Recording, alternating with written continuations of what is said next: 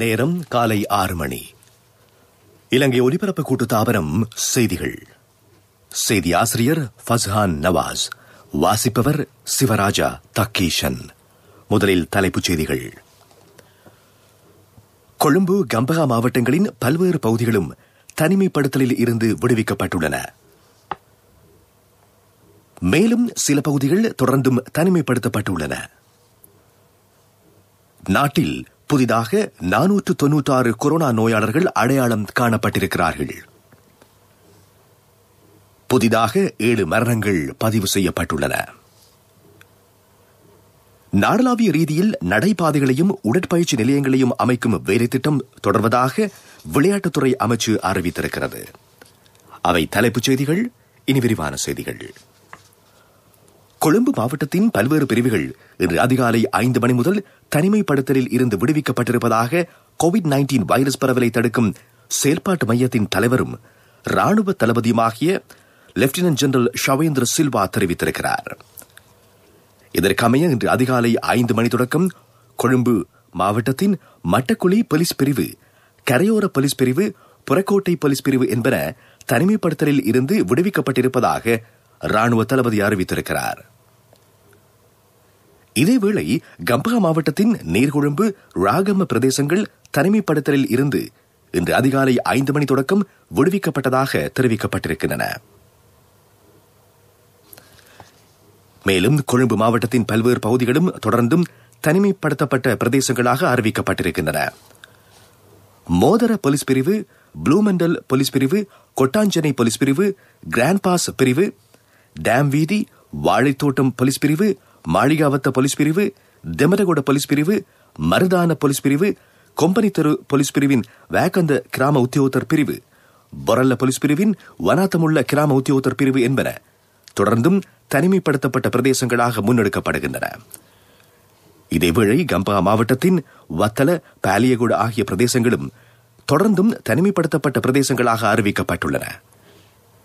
மேலும் இன்று அதிகாலை 5 மணி முதல் கொழும்பு மாவட்டத்தின் மட்டக்குழி போலீஸ் பிரிவிற்குட்பட்ட ரந்திய வீடமைப்பு திட்டம் மற்றும் ஃபெர்கியூஷன் தென்பகுதி, லக்சாந்த வீடமைப்பு திட்டம், சலமுல் கிராம உத்தியோகத்தர் பிரிவு, விஜயபுர கிராம உத்தியோகத்தர் பிரிவு என்பன இன்று அதிகாலை 5 மணி தொடக்கம் தனிமைப்படுத்தப்பட்ட பிரதேசங்களாக அறிவிக்கப்பட்டிருப்பதாக கோவிட்-19 வைரஸ் பரவலை தடுக்கும் தேசிய செயற்பாட்டு மையத்தின் தலைவரும் ராணுவ தளபதியுமாகிய லெப்டினன்ட் ஜெனரல் ஷவேந்திர சில்வா அறிவித்திருக்கிறார். நாட்டில் நேற்று 496 கொரோனா நோயாளர்கள் அடையாளம் காணப்பட்டிருக்கிறார்கள். இவர்கள் அனைவரும் பாலியகுட கோவிட் கொத்தனையுடன் தொடர்புடையவர்கள் ஆவர். இதன் மூலம் பாலியகுட மற்றும் மினுவங்குட கொத்தனையின் மொத்த எண்ணிக்கை 19,946 வரை அதிகரித்திருக்கிறது. நோய் தொற்றுக்கு உள்ளாகி குணமடைந்தவர்கள் தற்சமயம் 17,002 வரை அதிகரித்திருக்கிறது. மேலும் 6,366 பேர் தொடர்ந்தும் சிகிச்சை பெற்று வருகிறார்கள். இலங்கையில் இதுவரை அடையாளம் காணப்பட்ட நோயாளர்களின் எண்ணிக்கை 23,484 வரை அதிகரித்திருக்கிறது. இதேவேளை நாட்டில் மேலும் 7 கொரோனா மரணங்கள் பதிவு செய்யப்பட்டிருப்பதால் சுகாதார சேவைகள் பணிப்பாளர் நாயகம் இதனை குறிப்பிட்டிருக்கிறார்.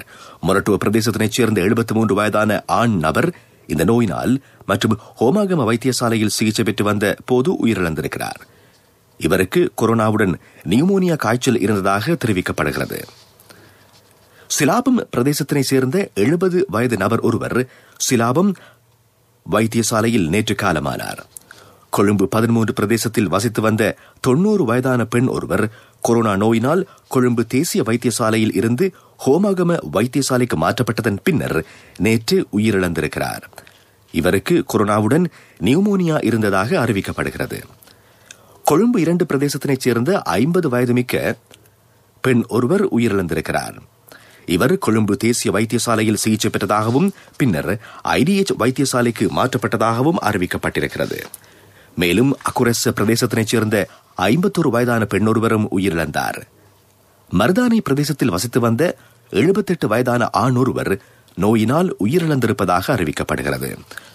கொத்தட்டுவ பிரதேசத்தினைச் சேர்ந்த 73 வயதான ஆண் ஒருவரும் வீட்டில் உயிரிழந்திருக்கிறார். இவருக்கு நியூமோனியா காய்ச்சலுடன் கொரோனா இருந்ததாக அறிவிக்கப்படுகிறது. இதன் மூலம் நாட்டில் அடையாளம் காணப்பட்ட மொத்த கொரோனா மரணங்களின் எண்ணிக்கை 116 வரை அதிகரித்திருக்கிறது. தம்புள்ளை கல்வி வலயத்தில் உள்ள சகல பாடசாலைகளையும் இன்று தொடக்கம் அடுத்த மாதம் 4ஆம் தேதி வரை மூடுவதற்கு தீர்மானிக்கப்பட்டிருக்கிறது. பொருளாதார மத்திய நிலையத்தில் மேற்கொள்ளப்பட்ட PCR பரிசோதனையின் போது 3 நோயாளர்கள் அடையாளம் காணப்பட்டது இதற்கான காரணமாகும் என்று எமது நிலையத்திற்கு செய்தியாளர் குறிப்பிட்டிருக்கிறார். ஆனால் இதன் காரணமாக தம்புள்ளை பொருளாதார மத்திய நிலையத்தின் செயற்பாடுகளுக்கு பாதிப்பு ஏற்பட மாட்டாது என்று அதன் முகாமையாளர் கிறிஸ்டி விஜயரத்ன தெரிவித்திருக்கிறார். நீங்கள் கேட்டுக்கொண்டிருப்பது இலங்கை ஒலிபரப்பு கூட்டுத்தாபனத்தின் செய்திகள்.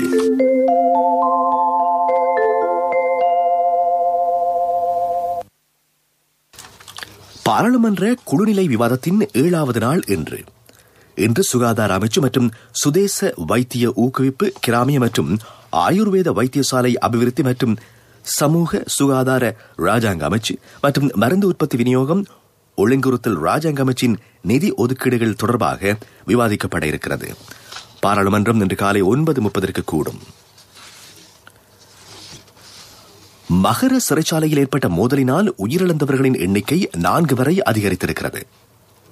4 கைதிகளின் சடலங்கள் தற்சமயம் கிடைத்திருப்பதாக ராகம வைத்தியசாலை நிர்வாகத்தினர் அறிவித்திருக்கிறார்கள்.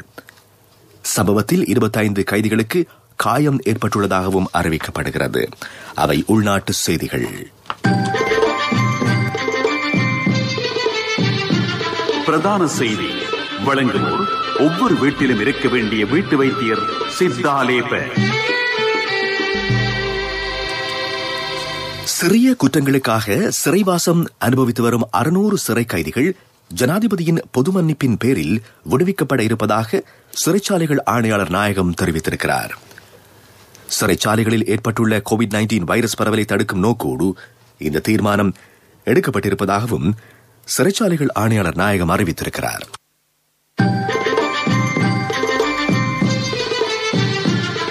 பிரதான செய்தி வழங்கியோர் ஒவ்வொரு வீட்டிலும் இருக்க வேண்டிய வீட்டு வைத்தியர் சித்தாலேப. உங்கள் கவனத்திற்கு நாட்டின் பிரதான ரயில் பாதைகளில் அமைந்துள்ள ரயில் நிலையங்களின் அபிவிருத்தி பற்றி கூடுதல் கவனம் செலுத்தப்படுதல் வேண்டும் என்று பயணிகள் வலியுறுத்தியிருக்கிறார்கள். உள்நாட்டு மற்றும் வெளிநாட்டு சுற்றுலா பயணிகளினால் அதிகளவில் பயன்படுத்தப்பட்டு வரும் ரயில் நிலையங்களில் போதிய வசதிகள் இல்லை என்று பயணிகள் சுட்டிக்காட்டியிருக்கிறார்கள். இந்த ரயில் நிலையங்களின் வசதிகளை அதிகரிப்பதன் மூலம் கூடுதலான ரயில் பயணிகளை ஈர்க்கும் வாய்ப்பு கிடைத்திருப்பதாகவும் அவர்கள் சுட்டிக்காட்டியிருக்கிறார்கள். இதுபற்றி ரயில்வே திணைக்களம் கவனம் செலுத்த வேண்டும் என்பது பயணிகளின் கோரிக்கை. உங்கள் கவனத்திற்கு உலகச் செய்திகள்.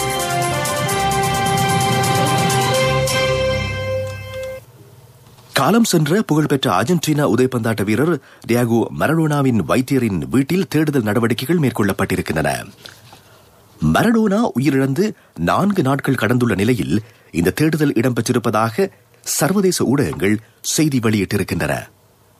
60 வயதான மரடோனா தலைநகர் புவனஸ் அயர்ஸ் நகரில் மாரடைப்பு காரணமாக கடந்த 4 நாட்களுக்கு முன்னர் காலமானார். தனது தந்தைக்கு எவ்வாறான மருந்து வழங்கப்பட்டது என்பதை பற்றி தமக்கு தகவல்கள் தேவை என்று அவரது பெண் பிள்ளைகள் கோரிக்கை விடுத்திருக்கிறார்கள். இந்த நிலையில் உரிய வைத்தியரிடம் அவரது சிகிச்சை நிலையமும் தேடுதலுக்கு உட்படுத்தப்பட்டிருப்பதாக அர்ஜென்டினாவின் அதிகாரிகள் தெரிவித்திருக்கிறார்கள். அபிவிருத்தி செய்திகள்.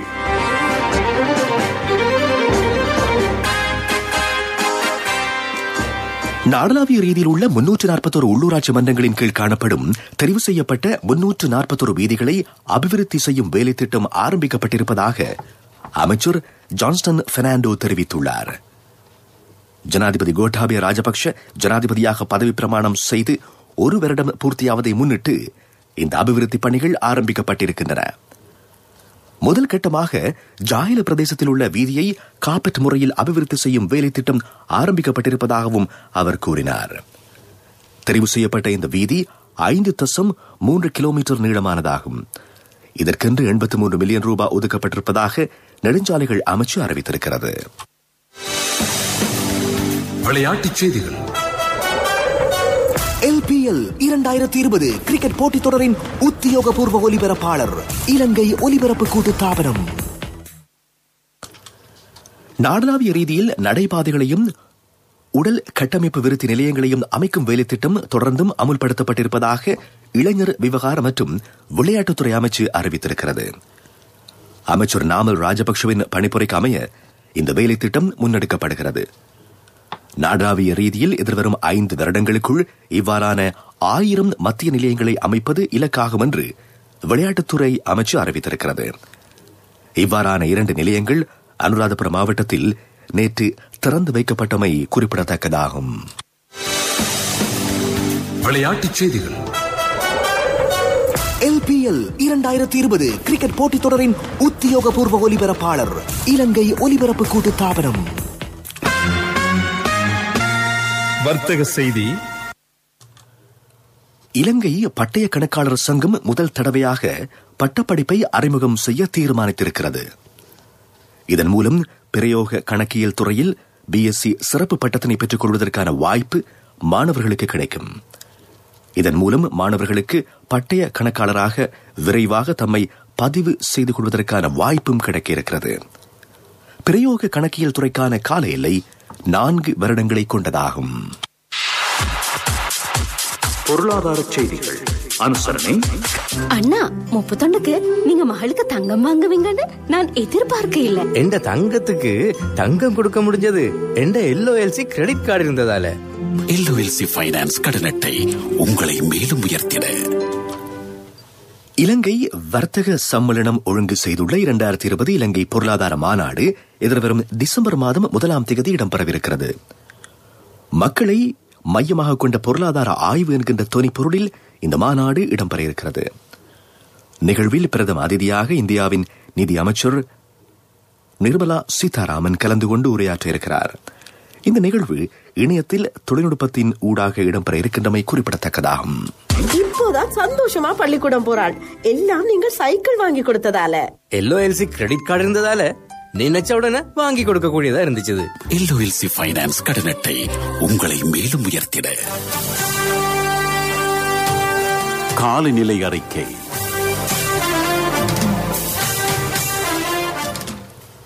வடக்கு கிழக்கு மாகாணங்களிலும் புலனறுவை மாவட்டத்திலும் இடைக்கிடையே மழை பெய்யும் சாத்தியம் காணப்படுவதாக வளிமண்டலவியல் திணைக்களம் அறிவித்துள்ளது. மேல் மத்திய சபரகமுவ மாகாணங்களிலும் காலி மாத்தறை மாவட்டங்களிலும் இன்று பிற்பகல் 2 மணிக்கு பின்னர் 50 மில்லிமீட்டருக்கும் அதிகமான மழை பெய்யும் சாத்தியம் காணப்படுகிறது. இதேவேளை தென்கிழக்கு வங்காள விரிகுடாவில் நிலை கொண்டுள்ள தாழமுக்கம் எதிர்வரும் 24 மணித்தியாலங்களில் மேலும் வலுவடையும் சாத்தியம் காணப்படுகிறது. இதனால் மீனவ சமூகம் இது பற்றி கூடுதல் கவனம் செலுத்த வேண்டும் என்று வளிமண்டலவியல் திணைக்களம் வெளியிட்டுள்ள அறிக்கையில் குறிப்பிடப்பட்டிருக்கிறது. இனி மீண்டும் தலைப்புச் செய்திகள். கொழும்பு கம்பஹா மாவட்டங்களின் பல்வேறு பகுதிகளும் தனிமைப்படுத்தலில் இருந்து விடுவிக்கப்பட்டிருக்கின்றன. மேலும் சில பகுதிகள் தொடர்ந்தும் தனிமைப்படுத்தப்பட்டிருக்கின்றன. நாட்டில் புதிதாக 496 கொரோனா நோயாளர்கள் அடையாளம் காணப்பட்டிருக்கிறார்கள்.